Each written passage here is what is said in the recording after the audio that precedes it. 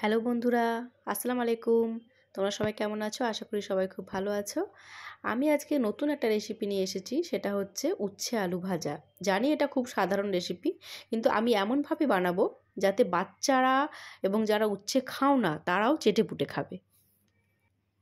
তো প্রথমেই আমি যেটা করেছি, উচ্ছেগুলোকে একেবারে সরু সরু করে কুচিয়ে নিয়েছি। আর দেখো, এখানেও আলুগুলো একেবারেই সরু করে, দেখে হয়তো বুঝতে পারছো না তোমরা ক্যামেরাতে, কিন্তু একেবারেই জিরি জিরি করে আলুগুলোকে আমি কেটে নিয়েছি, দেখতেই পাচ্ছ।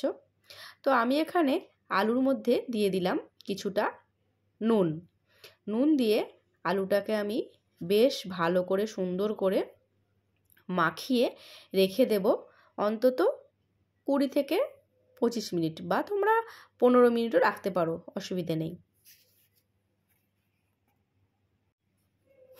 আর এদিকে আমি উচ্ছেটাও নিয়ে নিয়েছি এবং তার মধ্যেও দিয়ে দিলাম বেশ কিছুটা পরিমাণে নুন, কারণ আমি এগুলো ভাজার সময় আর নুন ব্যবহার করব না। যদি লাগে সে কথা আলাদা, তবে যত সম্ভব হচ্ছে লাগবে না। তো যাই হোক, এখন আমি উচ্ছেটার মধ্যে নুনটা বেশ ভালো করে মাখিয়ে রাখবো, যাতে এই উচ্ছে থেকে পুরো পানি ছেড়ে দেয়। তো এটাও আমি উচ্ছেটা দেখতেই পাচ্ছ একেবারেই পাতলা, মানে ভীষণ পাতলা করে কিন্তু কাটতে হবে। তো চলো, এটা এখন আমি রেস্টে রেখে দেবো 15 থেকে 20 মিনিট। এবার চলে এলাম মেন কাজ। এখানে আমি দেখতে পাচ্ছ আলুটাকে ভালো করে একদম চটকে চটকে মেখে নিচ্ছি। দেখো কতটা পানি বেরোচ্ছে। এই আলু থেকে পুরো পানিটা বের করে সুন্দর করে আলুটা আরেকবার ধুয়ে তারপরে আমি ভাজার জন্য রাখবো। আর এই আলু থেকে যে পরিমাণ পানিগুলো বেরিয়ে যাচ্ছে, এটা কিন্তু সুগার পেশেন্টদের জন্য ভালো। আর আলু আমি একেবারেই কম নিয়েছি, কারণ যেহেতু তোমাদের দাদাভাইয়ের সুগারের আছে, সেই জন্য আমি আলুটা একেবারেই কম। আর উচ্ছে দেখতে পাচ্ছ পরিমাণে কিন্তু অনেকগুলো উচ্ছে নিয়েছি, তার সঙ্গে সামান্য পরিমাণে আলু নিয়েছি। এবার দেখো, আমি উচ্ছেটাকেও কিন্তু খুব ভালো করে চটকে নিচ্ছি, একদম দেখতেই পাচ্ছ কত পানি বেরোচ্ছে। আর এইতে যেহেতু নুন দেয়া আছে, সুতরাং এর মধ্যে উচ্ছের মধ্যে যে রাসায়নিক জিনিসগুলো থাকে সেইগুলোও কিন্তু অনেকখানি চলে যাবে।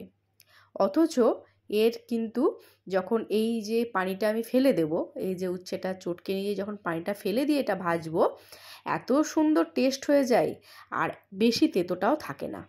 তো চলো, আমি এখন পুরো ভাজার জন্য রেডি করে ফেলেছি আলু আর উচ্ছেটা।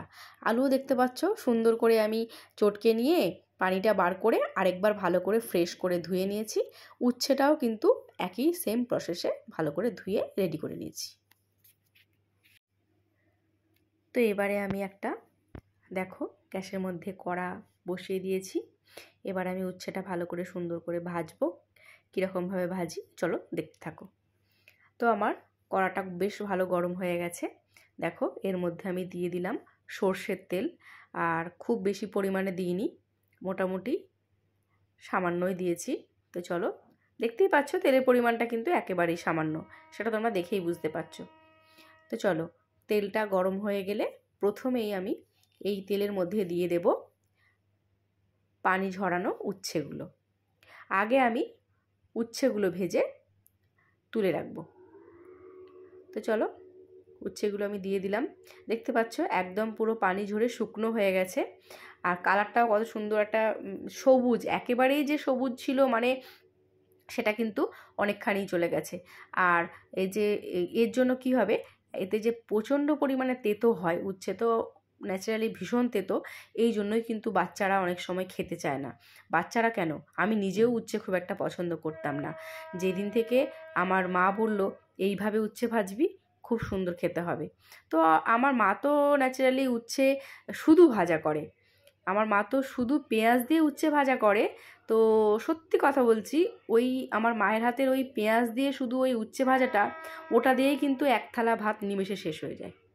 তো যাই হোক, আমার উচ্ছেটা ভাজা হয়ে গেছে। আমি এই মুহূর্তে গ্যাসটা বন্ধ করে দিলাম। দিয়ে দেখো, আমি এখন উচ্ছেগুলো একটা জায়গায় তুলে নেব। তো আমি উচ্ছেটা তুলে রেখে দিলাম। তারপরে দেখো, কড়াতে দিয়ে দিলাম আবারও সামান্য একটু তেল। তারপরে গ্যাসটা আবার অন করে দিলাম।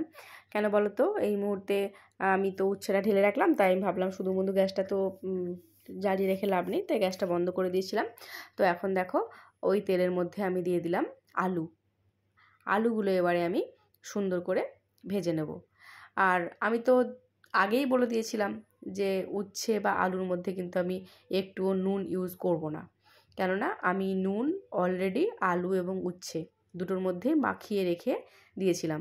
অনেকক্ষণ যেহেতু রেখে দিয়েছিলাম, সুতরাং আমাদের আর এর মধ্যে নুন দেওয়ার দরকার নেই। দেখো সামান্য একটু পরিমাণে হলুদ গুঁড়ো দিয়ে দিলাম, যেহেতু আমি কিন্তু উচ্ছেতে হলুদ গুঁড়ো ব্যবহার করিনি, শুধুমাত্র আলুতেই। দেখতে পাচ্ছ খুবই সামান্য, কারণ এই উচ্ছে আলু ভাজাতে খুব বেশি হলুদ হয়ে গেলে আবার অতটা ভালো লাগে না, এই জন্য অল্প সামান্য পরিমাণে একটু হলুদ দিয়ে দিলাম। এই হলুদটা দেওয়ার পরে এবারে দেখো উচ্ছেটা আমি আস্তে আস্তে করে ভালো করে সুন্দর করে নেড়ে দিয়ে গ্যাসটা একদম কম করে দিয়ে ঢাকা দিয়ে রেখে দিলাম।